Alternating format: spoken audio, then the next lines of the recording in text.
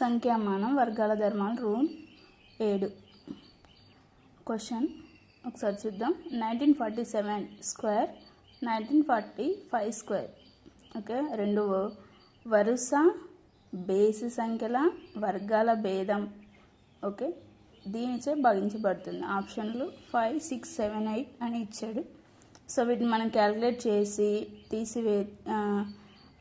తీసివేస్తే మనకి ఎక్కువ టైం పడుతుంది. సో రూల్ ప్రకారం రూల్ చూద్దాం.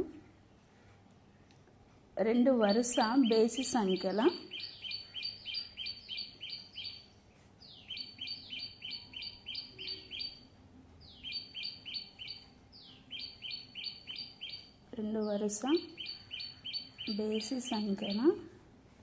వర్గాల భేదం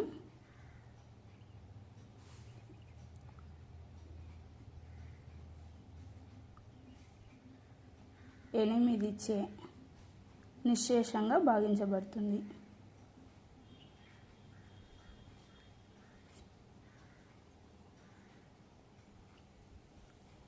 అంటే ప్రశ్నలో మనకి ఎప్పుడైనా రెండు వరుస సంఖ్యలు ఇచ్చి అవి రెండు బేసి సంఖ్యలు అయి ఉంటే వాటి యొక్క వర్గాలు ఎప్పుడు 8 చేత నిశ్శేషంగా భాగించబడతాయి. So option D. రెండవ రూల్ చూద్దాం. రూల్ 8. 1946 స్క్వేర్ మైనస్ 1944 స్క్వేర్ దీనిచే భాగించబడుతుంది. ఇప్పుడు వీటిని రెండు వర్గాలు చేసి తీసివేస్తే మనకి ఎక్కువ సమయం పడుతుంది. అయితే రూల్ ప్రకారంగా ఇక్కడ మనకి రూల్ రెండు వరుస బేసి సంఖ్యల వర్గాల భేదం 8చే భాగించబడుతుంది. అదేవిధంగా ఇక్కడ 1946, 1944 ఇవి రెండు సరి సంఖ్యలు. సో రెండు వరుస సరి సంఖ్యల వర్గాల భేదం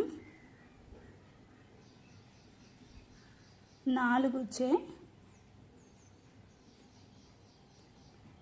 భాగించబడుతుంది.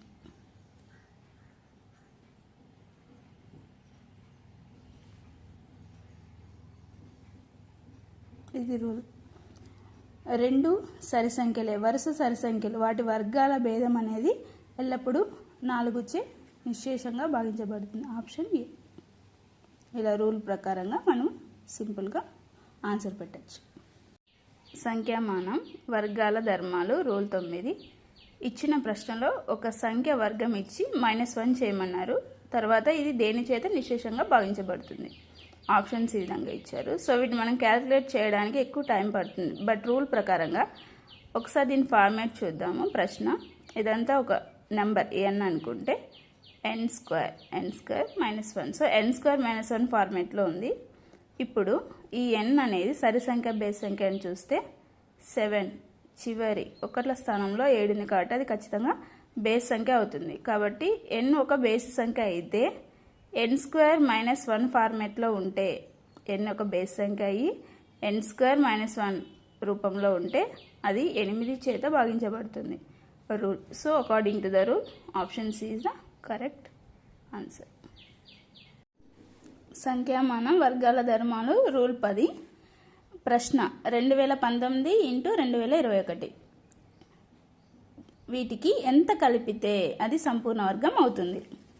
ఇక్కడ ప్రశ్న బాగా గమనిస్తే మనం నెంబర్ చూడకూడదు, రూల్ చూడాలి. 2019, 2021 అంటే ఈ సరి సంఖ్యల బేస్ సంఖ్యలు అంటే అవి రెండు బేసి సంఖ్యలు. 2019 బేస్ సంఖ్య, 2021 బేస్ సంఖ్య. రెండు బేసి సంఖ్యల ఓకే లబ్ధం. ఓకే, వీటికి మనం ఎంత కలిపితే అది సంపూర్ణ వర్గం అవుతుంది. ఓకే, సింపుల్ రూల్ ఉంది. ఆ రూల్ ఏంటంటే సంపూర్ణ వర్గం రెండు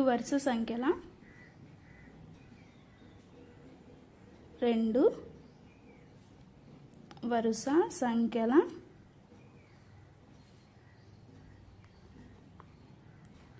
వరుస సంఖ్యలు అంటే ఇవి సరి సంఖ్యలు కావచ్చు, బేసి సంఖ్యలు కావచ్చు.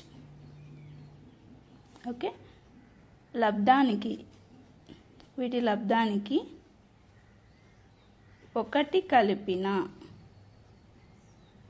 కలిపిన అది సంపూర్ణ వర్గం అవుతుంది.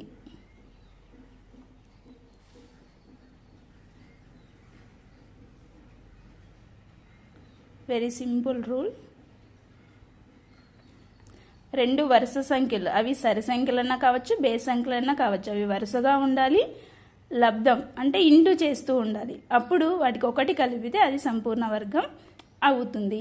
ఇక్కడ 2019, 2021 రెండు బేస్ సంఖ్యలు, వరుస సంఖ్యలు. వాటి లబ్ధానికి ఎంత కలపాలి? ఒకటి కలిపితే సంపూర్ణ వర్గం అవుతుంది. So option B. Next here homework practice. ఇదే రూల్లోనే మనకి ఇది ఉంది, ఒకసారి చూద్దాం. ప్రశ్న 2022, 2024కి ఎంత కలిపితే?